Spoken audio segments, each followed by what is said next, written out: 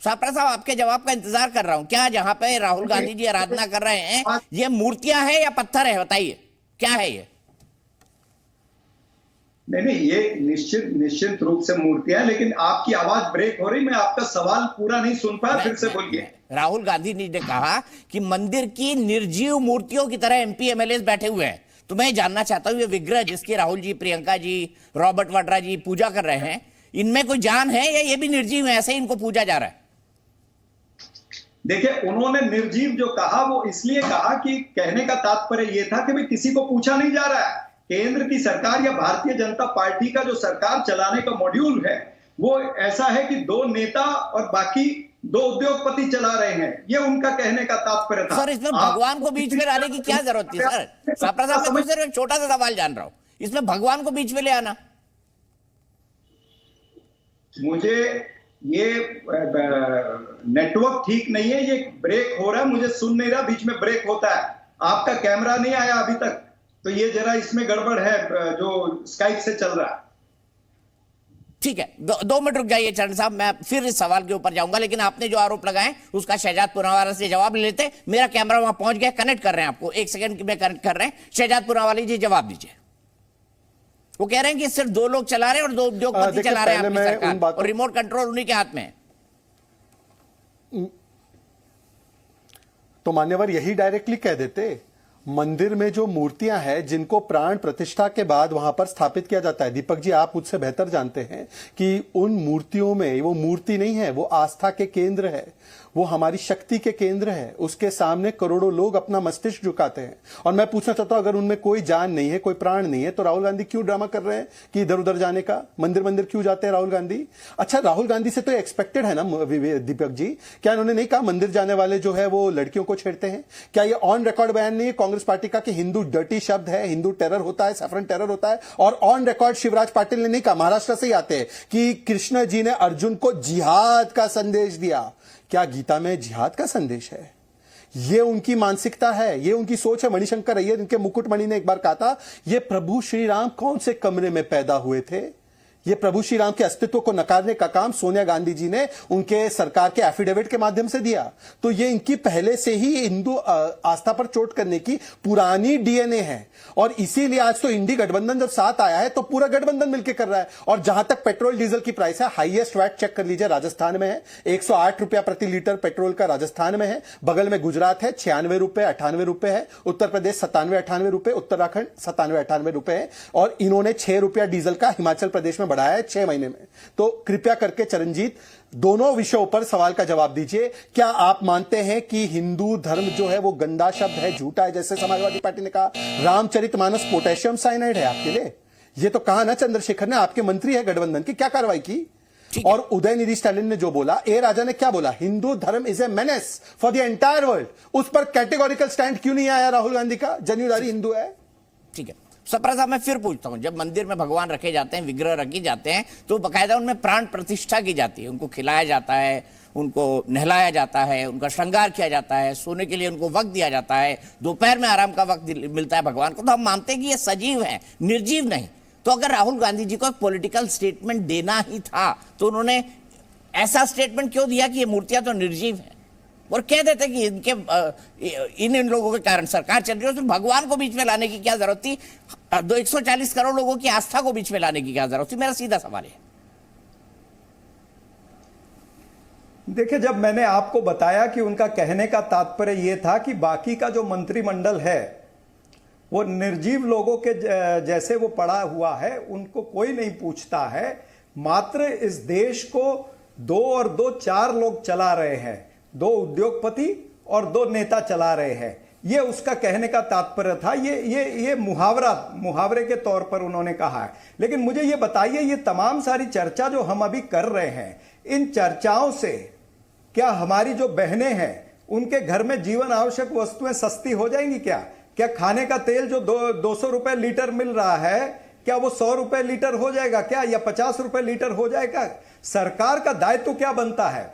जो 140 करोड़ जनता को जो तकलीफ है, जो महंगाई से त्रस्त है, उसके बारे में योजना बनाई जाए। बेरोजगारी को किस तरह से मिटाना है उसके ऊपर योजना बनाई जाए। उसके ऊपर ये कोई योजना नहीं बनाएंगे। और मध्य प्रदेश के अंदर जब प्रधानमंत्री बोलने के लिए वहां पर गए हैं, 18 वर्षों से उनकी सरकार है, तो 18 वर्षों से जो सरकार है तो सरकार का रिपोर्ट कार्ड देना चाहिए ना। देश के प्रधानमंत्री ने ना तो वहां के मुख्यमंत्री के नाम का जिक्र किया, ना उनके काम का जिक्र किया। क्यों? क्योंकि उनको भी पता है कि अगर इनके नाम और काम का जिक्र किया तो पूरा पर्दाफाश हो जाएगा।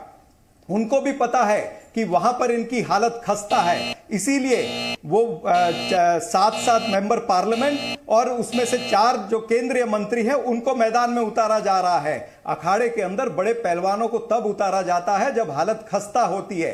तो भारतीय जनता पार्टी की हालत मध्य प्रदेश के अंदर खस्ता है, इसलिए वो इस तरह का निर्णय लिया है। तो ये दर्शाता है कि जनता इनके साथ में नहीं है। ठीक है, जनता आपके साथ में नहीं है। शहजाद पूनावाला जी और राहुल गांधी जी ने तो मूर्तियों के संबंध में जो कहा कि निर्जीव होती हैं, जान नहीं होती, वो तो एक मुहावरा था। नहीं, ऐसा मुहावरा किसी और धर्म के बारे में दीपक जी एक बार इनके कांग्रेस के नेता बोलकर तो दिखाए। एक बार किसी और धर्म की समाप्ति के बारे में बोल दे, या एक बार किसी और धर्म के ग्रंथ को पोटेशियम साइनाइड बोल दे। पवन मोदी जी ने कहा ना कि ये इंडिया अलायंस का एजेंडा है, क्या कोई बीजेपी के नेता ने कहा? अच्छा, आते मध्य प्रदेश पे। मान्यवर, ऐसा है मध्य प्रदेश, आपने 1956 से 2003 5 साल छोड़ के वहां पर सरकारें चलाई, बीमारू राज्य बनाया, नक्सल ग्रसित बनाया, सिमी ग्रसित बनाया, बिजली मुक्त बनाया और सड़क में गड्ढे मुक्त युक्त कर दिया था। आज वहां पर 60,000 किलोमीटर सड़कें 5 लाख किलोमीटर है। आज वहां पर अर्थव्यवस्था 70,000 जीडीपी बढ़कर जो बढ़ी है 13 लाख की जीडीपी बनी है। वहां पर 12,000 पर कैपिटा इनकम थी, आज 1,40,000 बना है। वहां पर माइनस में इंडस्ट्रियल ग्रोथ रेट था, 24% इंडस्ट्रियल ग्रोथ रेट है। वहां पर 3.5 करोड़ लोगों को हमने आयुष्मान कार्ड दिया है। वहां पर 44 लाख हमने गरीबों के घर बनाए हैं। हमने 64 लाख घरों में पीने का पानी दिया है। हमने वहां पर जो 16% के रेट से फार्मर लोन मिलता था, वहां पर आप 0% के रेट पे लोन मिलता है।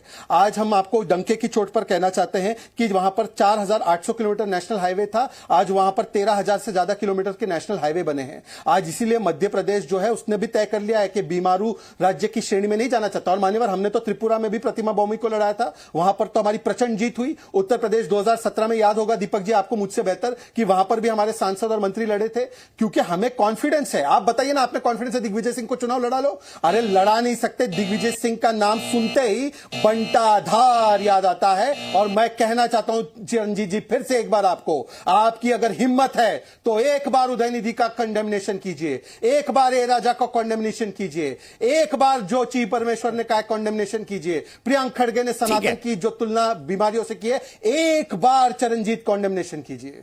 ठीक है, ठीक है। चरण सापरा साहब, शहजाद पूनावाला कह रहे हैं कि क्या आप उदयनिधि स्टैलिन के बयान की आलोचना करेंगे, परमेश्वरन जी के बयान की आलोचना करेंगे, प्रियंक खड़गे के बयान की आलोचना करेंगे? बताइए, आलोचना कर दीजिए, आप राष्ट्रीय प्रवक्ता हैं, हो सकता है आप सहमत ना हो। देखिए मैं बार बार ये बात कह रहा हूं कि ये जो सारे मुद्दे हैं, ये भारतीय जनता पार्टी इस पर चुनाव लड़ना चाहती है। उन्होंने कर्नाटका में भी यही करने का प्रयास किया है, लेकिन कर्नाटका में भी ये फेल हुए, हिमाचल के अंदर भी फेल हुए। इनके जो मुख्यमंत्री हिमाचल के हैं ठाकुर साहब, उन्होंने तो खुद कहा कि हम हारे हैं। तो 2 मेन मुद्दे थे, महंगाई और बेरोजगारी। अब ये उस पर जाना ही नहीं चाहते हैं। और कांग्रेस पार्टी जो है उन्हीं मुद्दों को, जनता के मुद्दों को लेकर के चलती है। इन्होंने मध्य प्रदेश के इतने मुद्दे गिनाए हैं, क्या ये भूल गए कि वहां पर व्यापम का घोटाला हुआ था? व्यापम के घोटाले में जो 23-24 परीक्षाएं थी, उसके अंदर जो घोटाला हुआ, 90 लाख लोगों का नुकसान हुआ, उनका भविष्य खराब हुआ। क्या वो भूल जाएंगे भारतीय जनता पार्टी को? और शिवराज चौहान की जो कुपट नीति है उसको क्या भूल जाएंगे ये लोग? तो इसी तरह से जो वहां पर नर्सिंग का स्कैम हुआ है, वहां पर डीमैट का घोटाला हुआ है, तमाम सारे घोटाले हुए। 26,000 स्कूल के अंदर अगर वहां पर बिजली नहीं है आज भी, तो ये कौन सी बड़ी बड़ी बातें यहां पर बैठ करके कर रहे हैं? 29,000 स्कूल बंद हो गए हैं, उसके ऊपर शहजाद पूनावाला कुछ नहीं बोलेंगे। जो महाकाल के अंदर घोटाला हुआ, जो सारी दुनिया ने देखा कि मूर्तियां किस तरह से उड़ती हुई जा रही थी, उस महा घोटाले की बात नहीं करेंगे ये। अगर जिन लोगों ने भगवान को नहीं छोड़ा, जिन लोगों ने बजरंग बली को भी वापरना चाहा कर्नाटका के चुनाव के अंदर, वो लोगों से हम क्या एक्सपेक्ट कर सकते हैं? ये जनता के मुद्दे की बात कभी नहीं करना चाहेंगे। ये वही मुद्दे करेंगे जो इनको सूट होते हैं। विभाजनकारी राजनीति और नफरत की राजनीति करना चाहेंगे, और हम बिल्कुल नफरत और विभाजनकारी राजनीति के विरुद्ध लड़ेंगे। ठीक है।